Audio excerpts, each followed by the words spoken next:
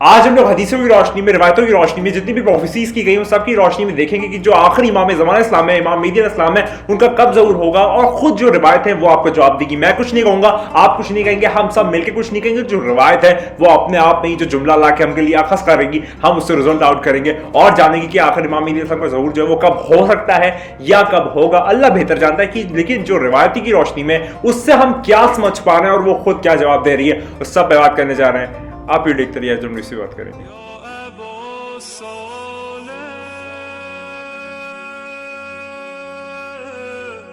बात का आगाज करते हैं। आज हम लोग करीब 6 से 7 जो रिवायात है उसके मैं आपके पेश करने जा रहा हूं और उससे जो हम आप कह सकते हैं इंटरप्रिटेशन है या फिर उसका जो इनर इनसाइट है उससे क्या रिजल्ट निकल के आ रहा है, उससे हम लोग जानने की कोशिश करेंगे कि इमाम मेहदी का जो ज़हूर है वो कब हो सकता है, उसकी क्या तरतीब है, क्या आप कह सकते हैं आइडियोलॉजी और किस तरीके से वो हमारे सामने एक फॉर्मेशन में सामने आ रहा है। तो चलिए बात का आगाज करते हैं, बहुत जल्दी से कवर करूंगा और 7 है क्योंकि मेरे पास रिवायात जो मैं आपके सामने पेश करने जा रहा हूं, क्योंकि मैंने 7 पॉइंट्स के फॉर्मेशन में बनाई हुई। तो चलिए आप बात का आगाज करते हैं। जो फर्स्ट है वो है कि पांचवें इमाम मोहम्मद बाकर अलैहिस्सलाम फरमाते हैं कि जो सिविल वॉर है सीरिया में वो शुरू हो जाएगा इमाम मेहदी अलैहिस्सलाम के आने से 12 साल पहले। सीरिया जो कि अभी मौजूदा डेमेस्कस का कैपिटल है, वो जो सीरिया है वहां पर जो लड़ाई है, जो सिविल वॉर है, यानी कि लोग आपस में लड़ना शुरू हो जाएंगे, वो 12 साल पहले शुरू हो जाएगा इमाम मेहदी अलैहिस्सलाम के आने से पहले। अब इसको हम लोग थोड़ा सा देखते हैं कि आखिर हुआ क्या था, प्रैक्टिकल इंप्लीमेंटेशन और वर्स्ट केस सिनेरियो क्या बना था। अगर मैं आपको यहां पर अगर फैक्ट्स में बात करूं तो जो सऊदी अरेबिया है उसने जो एग्जैक्ट लड़ाई है वो शुरू की थी मार्च और अप्रैल के महीने में 2011 में 2011 में जो मार्च और अप्रैल का महीना है उस वक्त जो है वो सिविल वॉर वहां पर स्टार्ट हुआ था, आगाज हुआ था, वो जंग का ऐलान हुआ था।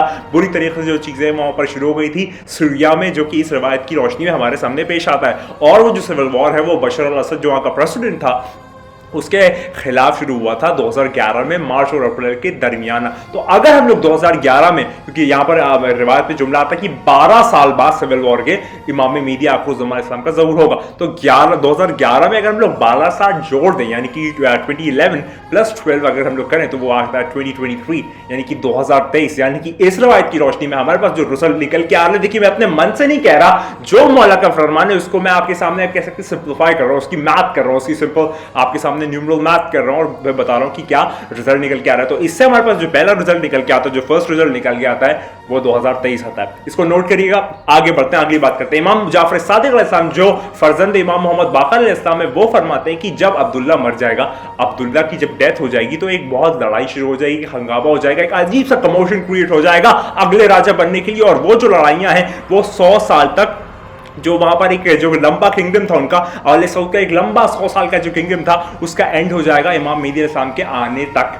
जब तक इमाम मेहदी का ज़हूर होने वाला होगा उस वक्त तक वो जो उनका 100 साल का किंगडम है आले सऊद का वो खत्म हो जाएगा, वो आप कह सकते हैं कोलैप्स हो जाएगा अब्दुल्ला की मौत के बाद। जो किंग अब्दुल्ला, अगर मैं आपको फैक्ट्स में बात करूं तो इसकी जो मौत है वो हमारे सामने हुई है अनकरीब आप कह सकते हैं 2015 के दौरान। हाँ, 2015 के दौरान जो है वो अब्दुल्ला की यहाँ पर मौत हुई है। अगर मैं थोड़ी सी फैक्ट्स में बात करूं तो जो ब्रिटिश गवर्नमेंट है, जो कि ब्रिटिश राज है, बरतानिया का राज है, उसने जो किंगडम ऑफ सऊदी अरेबिया है वो दिया था आले सऊद की पूरी फैमिली को 24 जुलाई 1923 में। तो अगर हम लोग 1923 जो कि इनिशियल स्टार्टिंग है आले सऊद के किंगडम में, अगर हम लोग उसके अंदर 100 साल ऐड करें, क्योंकि रिवायत में जुमला आया कि 100 साल का जो किंगडम है वो एंड होगा इमाम मेहदी आखिरुज़्ज़मान इस्लाम के आने से, तो 1923 में अगर हम लोग 100 साल ऐड कर दे तो वो जाके हमारे पास क्या रिजल्ट देखता है। अगर आप लोग कैलकुलेटर अपने हाथ में रखें तो जरूर करिए, नहीं करते पाते तो मैं आपको बताता हूं कि 2023 यानी कि इस रिवायत की रोशनी में भी हमारे सामने ये रिजल्ट आखिर करके आता है, हमारे सामने ये पेश होता है कि इमाम जाफर सादिक अलैहिस्सलाम की ये जो रिवायत है कि जो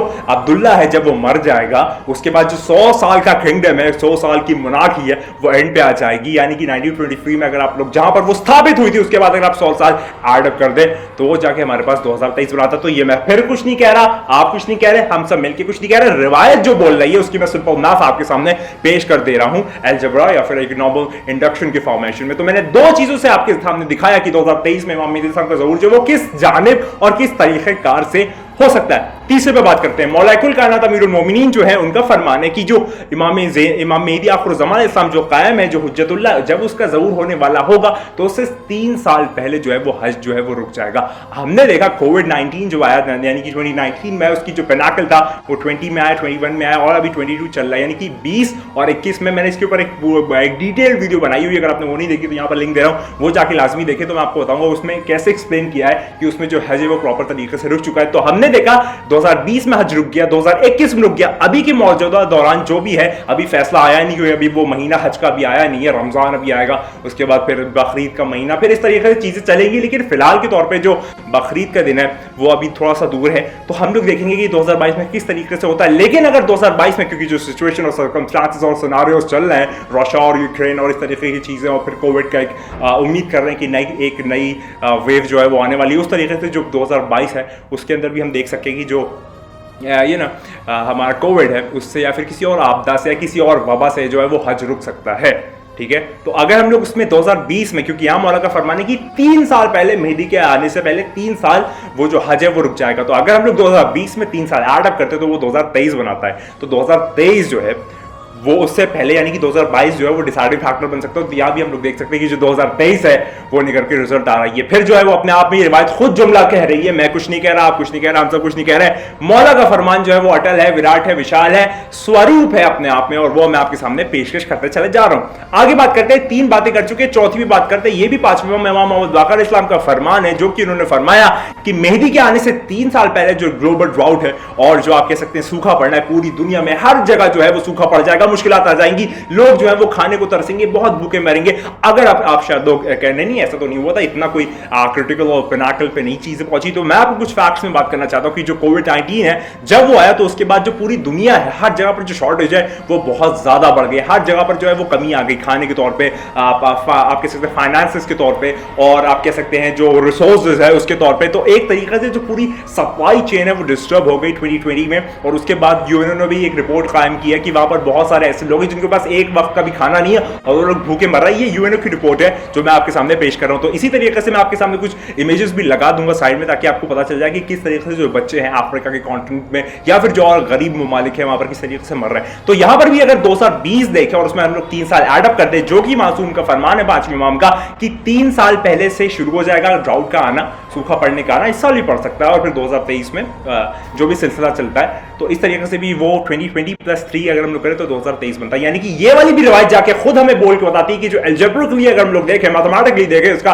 इंडक्शन फॉर्मेट करें तो ये हमारे पास भी 2023 साल देती है कि जो इमाम मिदत का ज़हूर होगा वो 2023 में हो सकता है। ये मेरे पास आपको चौथी रिवायत है जो बताने के लिए मैंने आपके सामने पेश किया। आप लोग खुद अखज़ करते जाइए, मैं आपके साथ कोई ऊपर चीज थोप नहीं रहा। आप खुद अक्लमंद आदमी हैं, आप सब लोग जो हैं वो बहुत अक्लमंद है, आप फैसला करना जानते हैं, सही चीज जानते हैं। तो आप खुद फैसला करिए कि क्या कहना चाह रहे हैं मौला, ये सारे जितने भी 14 मासूमीन हैं आखिरी क्या कहना चाह रहे हैं। आगे सुनिए, 5वें इमाम, नहीं 5th पॉइंट मेरा सुनिए, इमाम 6ठे इमाम 6th इमाम जाफर सादिक अलैहिस्सलाम फरमाते हैं कि तुम मुझको, मतलब लोगों से मुखातिब थे जो भी वहां पर लोग थे, वो कहते हैं कि तुम मुझको अब्दुल्ला के मरने की खबर दो और मैं तुमको खुशखबरी दूंगा मेहदी के आने की। यानी कि जो किंग अब्दुल्ला है उसी कंटिन्यूएशन में जो पहले बताई गई थी कि अब्दुल्ला जब मर जाएगा तो 100 साल का जो किंगडम है वो एंड पे आ जाएगा, तो उसी तरीके की कंटिन्यूएशन की एक समवट सेम टाइप की रिवायत है कि इमाम जाफर सादिक अलैहिस्सलाम फरमाते हैं कि तुम मुझको अब्दुल्ला के मरने की खबर दो और मैं तुमको खुशखबरी दूंगा मेहदी के आने की। तो अगर यहाँ पर मैं थोड़ा सा फैक्ट्स पे बात करूं तो जब यहाँ पर जो अब्दुल्ला मर गया उसके बाद बहुत ज़्यादा चीज़ें ख़राब होने लगी सऊदी अरबिया के किंगडम में, और भी मोहम्मद बिन सलमान है वो एक बहुत ज़्यादा क्रूअल और एक शार्प लाइन और एक मैं कह सकता हूँ एक डिवास्टेटिंग आदमी है जो कि चीज़ों को अपने घर वालों को भी नहीं देखना चाहता और वो सत्ता पे आना चाहता है। तो वो चलिए एक पॉलिटिकल मैं कह सकता हूँ समहाउ इनसाइट है। लेकिन अगर मैं थोड़ा और आगे बात करूँ, और बिहार और अलवार जो एक किताब है हदीसों की और रवायात की, वहां पर मेंशन है कि लोगों ने पूछा कि क्या मौला जब अब्दुल्ला मर जाएगा और इमाम मेहदी अलैहिस्सलाम का आने का ज़हूर होगा, इसके बीच में फासला, ड्यूरेशन, टाइम पीरियड और कितना स्पैन होगा? तो मौला फरमाते हैं कि इसके बीच में जो दरमियाना स्पैन होगा वो 7 साल का होगा, 7 इयर्स का होगा। यानी कि अगर मैं आपको अब्दुल्ला की मौत बताऊं तो वो 2015 में, 2015 में जो है वो अब्दुल्ला, किंग अब्दुल्ला जो सऊदी अरबिया का किंग था वो मर गया। और अगर 2015 में अगर लोग 7 साल ऐड कर दे तो वो जाके बनाता है 2022 बनाता है। और मौला ने फरमाया था कि अब्दुल्ला के मरने की खबर दो, मैं तुमको मेहदी के आने की अरावत दूंगा। यानी कि 2022 जो है उसके बाद जो 2023वां आ रहा है उसके अंदर जो है वो खुशखबरी है मेहदी के आने की, अरावल की। ये जो है ये 6ठे इमाम जाफर सादिक अलैहिस्सलाम की रिवायात की रोशनी में मैं आपके सामने ये चीज प्रस्तुत कर रहा हूं। मैं कुछ भी नहीं कह रहा, रिवायात जो कह रही है वो मैं आपके सामने प्रस्तुत कर रहा हूं। आप फैसला कीजिए। देखिए मैं बार बार ये पेनाकल जो आपके सामने पेश करना चाह रहा हूं ताकि आप ये खुद अखज़ करें, खुद इस लॉजिक पे पहुंचे, कुछ सॉल्यूशन पे पहुंचे कि क्या और क्यों और किस लिए जो है वो 2023 इतना स्पेशल साल है जहां पर हर तरफ उसकी बातें हो रही है। और इमाम मेहदी का ज़हूर जो है वो इंशाल्लाह ताला अल्लाह बेहतर जानता है 2023 में हो सकता है या होगा। और मैं आपको एक 7वीं, क्योंकि बहुत वीडियो लंबी खिंचड़ी होगी तो मैं 7वीं आपको एक पॉइंट बताता हूं जो कि रिवायत है सरकार दो आलम सल्लल्लाहु अलैहि वसल्लम की। वो फरमाते हैं मतलब एक वाकया है एक यहूदी का, एक जू का, प्रॉफेट मोहम्मद मुस्तफा सल्लल्लाहु अलैहि वसल्लम का एक पूरा कंप्लीट एपिसोड है। उसके अंदर जो है वो यहूदी जो है वो सरकार दो आलम सल्लल्लाहु अलैहि वसल्लम से पूछता है कि या रसूल अल्लाह, आप मुझे ये बताइए कि जो आपका नेशन है, जो आपका पूरा इस्लामिक नेशन है, इसकी क्या एज है, इसका क्या ड्यूरेशन है, इसकी क्या टाइमलाइन है। तो सरकार दो आलम सल्लल्लाहु अलैहि वसल्लम जो है वो उनको एक एक करके हरूफ मुक़त्तआत अगर आप लोग नहीं जानते तो वो कुरान के डिसजॉइंट लेटर्स हैं। अगर आप नहीं जानते तो मैंने उसके ऊपर एक मुकम्मल वीडियो बनाई है, चैनल में मौजूद है, जाके लाजमी देखें। तो 11 हुरूफ मुक़त्तआत जो है वो कुरान के अंदर प्रेजेंट है, यानी कि 11 हुरूफ मुक़त्तआत का जो पूरा एक समेशन है उस यहूदी ने सबको जोड़ना शुरू किया उसकी अबजद डायल के हिसाब से। अगर आप लोग ये नहीं जानते कि अबजद क्या होता है तो यहाँ पर एक और वीडियो मौजूद है अबजद के ऊपर, वो जाके लाजमी देखें। इन सबको जब उसने प्लस कर लिया तो उसने बताया कि जो पूरा एक प्रॉफिटहुड का नेशन है, प्रॉफिट मोहम्मद मुस्तफा सल्लल्लाहु अलैहि वसल्लम का नेशन है, उसकी जो पूरी तादाद है, पूरी उम्र है, वो है 1500 साल, 1500 1500 साल है। हिजरी फॉर्मेट में बता रहा हूँ,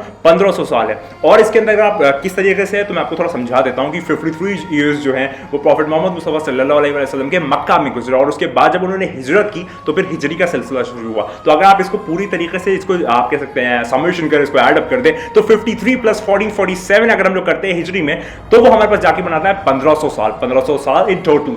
और यहां पर भी हमारे सामने वाज़े तौर पे आ रहा है कि अभी मौजूदा जो वक्त चल रहा है वो क्या वक्त चल रहा है, वो है 1444 2022 चल रहा है। यानी कि ये जो दुनिया है, ये जो दुनिया का पूरा फॉर्मेशन है, ये जो सीगा है, ये 1500 में नहीं जा पाएगा। ये दुनिया में 1500 है ही नहीं, ये 1400 के फॉर्मेट में चलेगी। ये दुनिया 1500 नहीं जा पाएगी। 1500 का डिजिट जो है वो अखबार आप कह सकते हैं उसको एस्टैब्लिश नहीं कर पाएगी, यानी कि 1499 इसका लास्ट मतलब बनेगा उस फॉर्मेशन में जो मैं आपको जाहिरी तौर पर बताना चाह रहा हूँ। तो ये भी मैं आपके सामने बताया, और इस तरीके से भी ये चीज हमारे पास एक चीज सामने आती है कि जो 2023 है उसके अंदर इमाम मेहदी अलैहिस्सलाम का ज़हूर हो सकता है। और इमाम मेहदी अलैहिस्सलाम के ज़हूर के रिलेशन में मैंने मैथमेटिकली जो प्रूफ किया है, सारे जो प्रूफ्स है व्हाइट बोर्ड की वीडियोस पे वो भी यहाँ पर दे रहा हूँ, वो जाके लाजमी देखिए पूरी प्लेलिस्ट, उसमें आपको पता चलेगा कि जो इमाम मेहदी अलैहिस्सलाम के नाम का अबजद है उससे किस तरीके से जो इमाम मेहदी अलैहिस्सलाम के आने का ज़हूर का साल है वो रिलेटेड है, को रिलेटेड है। याद रखिए जो नॉलेज है उसके 10 पार्ट्स होते हैं, जो नॉलेज है उसके 10 पार्ट्स होते हैं, जो उसके 9 पार्ट होते हैं, जो उसके 9 पार्ट्स होते हैं वो सिर्फ नंबर्स के।